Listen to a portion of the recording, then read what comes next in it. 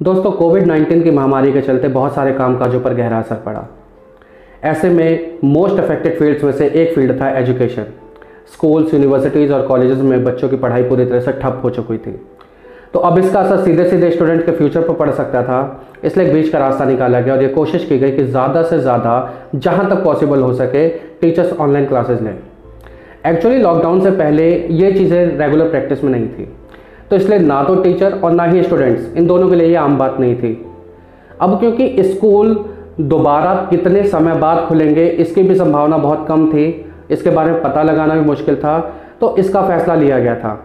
लेकिन जल्दी ही इसके अरेंजमेंट पर भी सवाल उठने लगे। स्पेशली भारत में स्टूडेंट टीचर के बीच जो डायरेक्ट कम्युनिकेशन है वो प्रचलन में है। तो ऐसे में ऑनलाइन एजुकेशन के जो साइड इफ़ेक्ट्स हैं वो एक रीजनेबल डाउट्स के साथ सामने आए हैं। एक फेमस साइंटिस्ट है मिस्टर के कस्तूरीरंगन, उन्होंने साफ तौर पर कहा कि ऑनलाइन एजुकेशन बच्चे के लिए ठीक नहीं है। क्यों? क्योंकि डायरेक्ट फिजिकल और मेंटल अटैचमेंट बच्चे के डेवलपमेंट के लिए बहुत ज़्यादा ज़रूरी होता है, और अगर ये ना हो तो बच्चे की एक्टिविटी और क्रिएटिविटी दोनों पर उल्टा प्रभाव पड़ता है। इसीलिए face to face contact, discussions और इंटरेक्शंस के जो ट्रेडिशनल मेथड हैं वो ज़्यादा यूज़फुल हैं। अब दोस्तों, ऐसे में पॉसिबिलिटी ये भी है कि जो गवर्नमेंट और प्राइवेट फील्ड्स हैं इनमें लिमिटेड सोर्सेस के साथ में ऑनलाइन एजुकेशन के थ्रू काम चलाया जा सकता है। लेकिन सबसे बड़ा सवाल अब ये उठ के आता है कि क्या इसको शुरू करने के पहले इसका जो असर होने वाला है उसका आकलन किया गया है? अभी तो सबसे सीरियस क्वेश्चन ये है कि अगर भारत में एजुकेशन ऑनलाइन क्लासेस पर डिपेंड होती है तो देश की कितनी बड़ी आबादी इस सिस्टम से बाहर चली जाएगी, और इसका खामियाजा किस तबके को सबसे ज़्यादा भुगतना पड़ेगा। दोस्तों, ऑनलाइन एजुकेशन के बहुत सारे प्रोज हैं तो बहुत सारे कॉन्स भी हैं, और ऐसे कई सारे चैलेंजेस हैं जो अभी स्टार्टिंग फेज में भारत को फेस करने होंगे। हम उन प्रोज एंड कॉन्स के साथ साथ में हम इस पर भी बात करेंगे कि क्या ऑनलाइन एजुकेशन सच में भारत के बच्चों के लिए इफ़ेक्टिव है, या क्या सच में ये वो काम कर सकती है जिसके साथ भारत विश्वगुरु बन सकता है। तो दोस्तों, ऑनलाइन एजुकेशन क्या भारत के लिए फ़ायदेमंद है या नुकसानदायक, इसके लिए हमें सबसे पहले ये जानना होगा कि एजुकेशन के मेन ऑब्जेक्टिव्स क्या क्या हैं। मोटे मोटे तौर पर कहें तो एजुकेशन के मेन 3 ऑब्जेक्टिव्स हैं। सबसे पहला है पर्सनैलिटी एंड कैरेक्टर डेवलपमेंट, दूसरा है सोशल डेवलपमेंट, और तीसरा है ग्रेजुअल डेवलपमेंट ऑफ नॉलेज। तो हमें ये चेक करना होगा कि ऑनलाइन एजुकेशन जो हमारी है ये हमारी किस किस तरीके से इन सारी रिक्वायरमेंट्स को फुलफिल करती है। तो सबसे पहले हम बात करेंगे पर्सनैलिटी एंड कैरेक्टर डेवलपमेंट की। दोस्तों, ट्रेडिशनल क्लासेस में ज्ञान सिर्फ उड़ेला नहीं जाता, इसके साथ एक कैरेक्टर मेकिंग प्रोसेस कॉन्टिन्यूसली चलता रहता है। इसे एक छोटे से एग्जाम्पल के माध्यम से समझते हैं। एक बच्चे की पेंसिल गिरी, दूसरे बच्चे ने देखा और उस पेंसिल को उठाकर टीचर को दे दिया या फिर उस बच्चे को वापस कर दिया। टीचर ने इस चीज़ को देखा और उस बच्चे को काफ़ी अप्रिशिएट किया या फिर उसके लिए क्लैपिंग करवा दी। अब इससे क्या होगा, जिस बच्चे ने पेंसिल उठाकर उस बच्चे को वापस की या फिर टीचर को दी, उस बच्चे के लिए तो एक बात तो अप्रिसिएशन मिल गई, दूसरी बात उसका एक मोरल डेवलपमेंट हो गया कि कभी भी हमें एक चीज़ अपने पास में नहीं रखनी चाहिए, अगर वो दूसरे की है तो उसको दे देनी चाहिए। और दूसरी बात, जो बाकी के जो बच्चे थे उनके लिए इसका एक एग्जाम्पल सेट हो गया कि हमें मोरली इतना ही अच्छा रहना है। तो दोस्तों, कहने के लिए तो ये छोटी सी एक आम सी घटना है जो रेगुलर लाइफ में चलती रहती है, लेकिन इससे जो बच्चा है वो एक जिम्मेदार नागरिक बन सकता है। एक और दूसरा एग्जाम्पल देखते हैं। बच्चा आज टिफ़िन नहीं लाया किसी भी कारण से। अब ऐसे में क्या होता है, उसके बाकी दोस्तों ने देखा कि ये लड़का क्लास में भूखा बैठा हुआ है, तो लोगों ने क्या किया, उस बच्चे के साथ में अपना लंच शेयर कर दिया। अब इससे क्या हुआ, उस बच्चे का तो पेट भर गया, ये एक नॉर्मल सी बात है, एक नॉर्मल सा इंसिडेंट है, लेकिन साथ में इससे मोरली क्या मिलता है, शेयरिंग इज़ केयरिंग, एक बहुत बड़ा सोशल मैसेज यहाँ पर दिया जाता है। और ये सारी चीज़ें आपको ट्रेडिशनल क्लासेस में ही मिल सकती हैं। ऑनलाइन क्लासेस में ऐसा होना लगभग इम्पॉसिबल सा होता है। अब बच्चे के अंदर जो टीम वर्क है, जो ग्रुप वर्क है, जो पीयर लर्निंग है, जो बच्चा एक दूसरे को देखकर सीखता है या एक दूसरे की एक्टिविटी के माध्यम से सीखता है, इन सब के जो मैक्सिमम बेनिफिट्स हैं वो आपको ट्रेडिशनल क्लासेस में मिलेंगे। ऑनलाइन क्लासेस में आपको ये मिलना बहुत मुश्किल होता है। दोस्तों, टीचर का बिहेवियर और उसकी एक्टिविटीज़ भी बच्चे को बहुत कुछ सिखाती हैं। उसका चलने का स्टाइल, उसका बोलने का स्टाइल, ये सारी चीज़ें बच्चों पर डायरेक्टली इफ़ेक्ट करती हैं।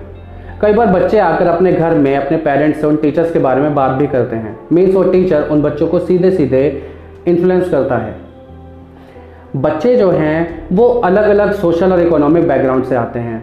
एक क्लास के अंदर जब वो लोग रहते हैं तो उनके बोलने का तरीका, उनके डिस्कशन करने का तरीका, उनके खाने का तरीका, ये सब चीज़ें बच्चों को कुछ ना कुछ सिखाता है। ये सारी चीज़ें आपको ट्रेडिशनल क्लासेस में मिलेंगी, ऑनलाइन क्लासेस में मिलना इसका बहुत ही ज़्यादा मुश्किल हो जाता है। ऐसे में ऑनलाइन एजुकेशन में जो पर्सनैलिटी डेवलपमेंट होगा वो या तो बहुत कम होगा या बिल्कुल नहीं होगा। तो जो बच्चे के ब्रेन के अंदर की जो दुनिया है वो बिल्कुल रोबोट की तरह मैकेनिकल हो जाएगी, without emotion, without personality, without sociality. मतलब हम पहले से ही एंटी सोशल होते चले जा रहे हैं इस वर्चुअल वर्ल्ड के चक्कर में।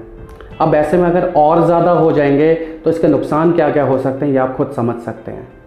तो दोस्तों, अभी हमारे भारत में ऑनलाइन एजुकेशन का जो चलन है ये अभी बहुत ही शैशव अवस्था में, मतलब घुटनों के बल पर है। अभी भारत में जो बेसिक रिक्वायरमेंट्स हैं इंसान की वो तो पूरी हो नहीं रही हैं, रोटी, कपड़ा और मकान। आप भी इस बात को जानते हैं कि देश में 27% से ज़्यादा जनता गरीबी रेखा से नीचे रहती है। अभी उनके पास खाने के लिए रोटी, कपड़ा और मकान तो है नहीं। ऐसे में वो एक महंगा मोबाइल जिसमें कि ऑनलाइन क्लासेस कर सकते हैं या फिर टीवी, ये सब चीज़ें वो कहाँ से लाएंगे। और साथ ही साथ जो हमारा इंफ्रास्ट्रक्चर है टेक्नोलॉजी का, वो भी अभी पूरे हद तक कामयाब नहीं कह सकते हम। शहरों को अगर हम छोड़ दें तो बाकी जगह पर अभी 2G में ही लोग जी रहे हैं। तो ऐसे में ऑनलाइन एजुकेशन जो है वो एक अच्छा सॉल्यूशन नहीं है।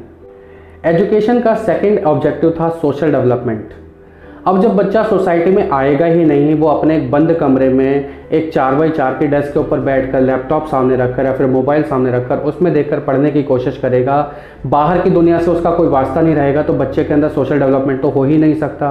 तो मीन्स जो सोशल डेवलपमेंट का भी जो सेकंड जो ऑब्जेक्टिव है वो भी बच्चा ऑनलाइन क्लासेस में यानी वर्चुअल क्लासेस में उसको फुलफिल नहीं कर सकता। दोस्तों, एजुकेशन का जो तीसरा ऑब्जेक्टिव है वो है ग्रेजुअल डेवलपमेंट ऑफ नॉलेज। अब ग्रेजुअल डेवलपमेंट ऑफ नॉलेज को अगर हम समझें तो इसका मतलब है कि थ्योरी का ज्ञान तो मुझे हो जाए, लेकिन साथ ही साथ मुझे प्रैक्टिकल की नॉलेज भी होनी चाहिए।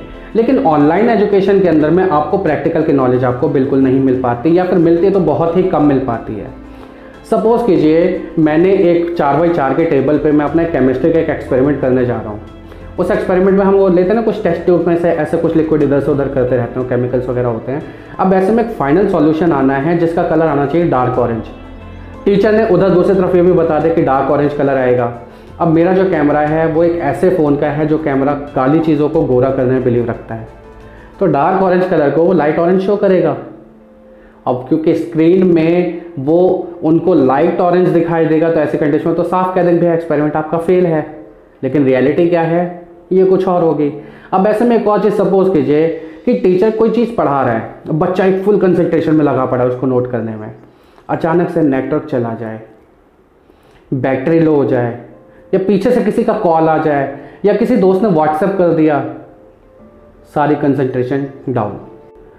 और तो और अगर हम बात करें इसकी टेस्टिंग मेथोडोलॉजी की, ऑनलाइन एजुकेशन के जो भी टेस्ट होते हैं वो मैक्सिमम MCQs होते हैं, यानी मल्टीपल चॉइस क्वेश्चंस यहाँ पर होते हैं। अब मल्टीपल चॉइस क्वेश्चन का एक सबसे बड़ा फ़ायदा तो ये होता है कि आंसर्स आपके बिल्कुल सटीक टू द पॉइंट होते हैं, लेकिन एक सबसे बड़ा नुकसान ये भी होता है कि बच्चे का जो थिंकिंग प्रोसेस है वो यहाँ पर काम में नहीं आता। बच्चा सीधे सीधे रटने वाली प्रवृत्ति का बन जाता है। अब रटने वाली प्रवृत्ति में अगर बच्चा आ जाएगा तो ऑब्वियस सी बात है वही चीज़ होगी जो अभी बाकी बोर्ड के एग्जाम्स में हो रहा है कि बच्चा कहने के लिए तो 100% मार्क्स लेकर आ रहा है, लेकिन प्रैक्टिकल नॉलेज उसको बिल्कुल ज़ीरो है। फिर वही वाली कंडीशन आएगी जो मैंने आपसे पिछली वीडियो में बात की थी, कि जहाँ पर हमने बात की थी CBSE और स्टेट बोर्ड के रिजल्ट के बारे में, कि जैसे ही बच्चा हमारा फॉरेन में जाएगा, किसी दूसरे कंट्रीज में जाता है, तो वहाँ पर फिर वहाँ की कंट्रीज बोलते हैं कि भैया आपके जो इंडिया का जो बच्चा है, जो आपके भारत का बच्चा है, वो एम्प्लॉयबिलिटी में बहुत ज़ीरो है, हमें उसको दोबारा से ट्रेनिंग करानी पड़ेगा, फिर हमें सब कुछ बुरा लगने लगेगा। तो दोस्तों, जो ऑनलाइन एजुकेशन है ये कहीं ना कहीं उस बच्चे को उस एकांत वाली दुनिया में लेकर जाएगी। अब ये एकांत वाली दुनिया का एक और सबसे बड़ा नुकसान ये होता है कि जो बच्चा है वो डिप्रेशन का शिकार जल्दी हो जाता है, उसे समझ में नहीं आता कि क्या करे। वो किसी भी छोटी से छोटी प्रॉब्लम को बहुत वास्ट लेवल पर लेकर जाता है। अभी हाल ही में केरल में एक 9वीं क्लास की बच्ची ने आत्महत्या कर ली। क्यों? क्योंकि उसके पास में लैपटॉप या मोबाइल नहीं था और उसके स्कूल में ऑनलाइन क्लासेस चल रही थी, तो उसकी जो क्लासेस थी वो छूट गई थी और उसे ऐसा लगा कि हो सकता है कि आगे फ्यूचर में भी मेरी सारी क्लासेस ऐसी छूट जाएगी और मैं पढ़ाई में पीछे रह जाऊंगी। इस डर के कारण उसने आत्महत्या कर ली। दोस्तों, इसके साथ साथ बच्चे का एक और टारगेट होता है पढ़ाई करने के बाद एम्प्लॉयबिलिटी, यानी जॉब्स। अब जॉब में क्या होता है, कोई भी इंटरव्यूअर जो ढूंढेगा वो बच्चे के अंदर 2 स्किल्स ढूंढेगा मेनली। पहला है कम्युनिकेशन स्किल और दूसरा है सोशल स्किल। अब कम्युनिकेशन स्किल तो बच्चे के अंदर हो नहीं पाया, पर्सनैलिटी डेवलपमेंट और कैरेक्टर डेवलपमेंट वो बच्चा कर नहीं पाया, क्यों? क्योंकि उसे वाला इन्वायरमेंट नहीं मिला, और सोशल डेवलपमेंट से तो बहुत कोसों दूर रहा। तो इससे कहीं ना कहीं भारत के अंदर भारत के ही लोगों की एम्प्लॉयबिलिटी स्किल्स भी ख़त्म होने लगेंगे। और दोस्तों सबसे ज़्यादा दुख की बात यह है कि इसके बावजूद, लोगों को सब कुछ पता होने के बावजूद, वो ऑनलाइन एजुकेशन की ऐसे पैरवी कर रहे हैं जैसे बिल्कुल ट्रेडिशनल एजुकेशन का रामबाण इलाज है। तो दोस्तों ऐसी पैरवी करने वाले लोग या तो उनको आधी अधूरी समझ है, यानी वो एजुकेशन के ऑब्जेक्टिव्स को अब तक नहीं समझे, और या फिर उनके अंदर कहीं ना कहीं पैसे कमाने वाली मेंटेलिटी है। और इसमें कोई दो राय नहीं कि जितने भी लोग जो ऑनलाइन एजुकेशन की पैरवी कर रहे हैं ये ज़्यादातर प्राइवेट इंस्टीट्यूशंस हैं। एकेडमिक जो वर्ल्ड है वो तो ऑनलाइन एजुकेशन के बिल्कुल खिलाफ है। अमेरिका, यूरोप, जहाँ पर ऑनलाइन एजुकेशन कई सालों से चल रही है, वहाँ पर भी बच्चे भारी भरकम फीस होने के बावजूद क्लासरूम एजुकेशन लेना चाहते हैं। क्यों? क्योंकि उनको साफ पता है कि प्रैक्टिकल नॉलेज सबसे ज़्यादा ज़रूरी है, और ये बात हमारे भारत वाले नहीं समझ रहे हैं। और ये भी चीज़ तब है जब हार्वर्ड यूनिवर्सिटी, स्टैनफोर्ड यूनिवर्सिटी जैसे बड़े बड़े जो वर्ल्ड क्लास यूनिवर्सिटीज़ हैं उन्होंने अपने सारे कोर्सेज ऑनलाइन प्लेटफॉर्म पर डाले हुए हैं। तो दोस्तों ऐसे में अब एक सवाल उठता है, क्या ऑनलाइन एजुकेशन बिल्कुल बेकार है? नहीं, ऑनलाइन एजुकेशन बिल्कुल बेकार नहीं है। लेकिन ऑनलाइन एजुकेशन अगर हम बात करें स्कूल लेवल पर तो ये थोड़ा सा कमज़ोर है। इस पर अभी बहुत ज़्यादा काम करने पड़ेंगे भारत सरकार को। अब ऑनलाइन एजुकेशन किस किस के लिए फ़ायदेमंद है ये हम ज़रा बात कर लेते हैं। वो लोग जो अपने वर्क प्रोफेशन में हैं, अब वो अपने एजुकेशन को और अच्छा करना चाहते हैं। वो लोग जो ऑलरेडी किसी अच्छी कंपनीज में लगे हुए हैं, वो लोग अपने स्किल्स को डेवलप करना चाहते हैं। वो लोग जो अपने जॉब प्रमोशन के लिए ऑनलाइन एजुकेशन के थ्रू डिग्रीज लेते हैं, या वो लोग, या वो रिमोट एरियाज़ में रहने वाले बच्चे जिनके पास तक जो कॉलेजेस हैं या जो स्कूल्स हैं इस जैसे इंफ्रास्ट्रक्चर वहाँ पर अवेलेबल नहीं हो सकते। तो ऐसे में उनको बहुत ही कम कॉस्ट में ऑनलाइन एजुकेशन के थ्रू वो अपनी पढ़ाई को पूरा कर सकते हैं। इन सब के लिए जो हमारी HRD मिनिस्ट्री है उसने भी बहुत सारी एप्लीकेशंस को लॉन्च किया है, जैसे ई दिशा, ई दीक्षा, ई बस्ता, ई पाठशाला, स्वयं, ये सब एप्लीकेशंस हैं, शोध गंगा, ये सब एप्लीकेशंस ऐसी हैं जो सच में ऑनलाइन लर्निंग के लिए बहुत ज़्यादा यूज़फुल हैं। लेकिन हम क्या कर सकते हैं, हम ट्रेडिशनल क्लासेस के साथ में हम ऑनलाइन लर्निंग को एज अ सपोर्टिंग टूल ले सकते हैं। इसे प्रॉपर एक दूसरे के ऊपर ऐसे रिप्लेस नहीं कर सकते। क्यों? क्योंकि ट्रेडिशनल मेथड में बच्चे को बहुत ज़्यादा अलग से कुछ सीखने को मिलता है, लेकिन जो ऑनलाइन एजुकेशन है वो सिर्फ एक टेम्पररी सॉल्यूशन है उसका। और अगर हम आज की बात करें तो कोविड-19 में ये इसकी एक ज़रूरत भी है। तो दोस्तों ये वीडियो आपको कैसे लगी कमेंट सेक्शन में ज़रूर बताइएगा। अगर आपको अच्छी लगी हो तो इसे लाइक कीजिएगा, शेयर कीजिएगा, सब्सक्राइब कीजिएगा हमारे चैनल को। मिलते हैं आपसे अगली वीडियो में और भी यूज़फुल इन्फॉर्मेशन के साथ में। तब तक के लिए जय हिंद, वंदे मातरम।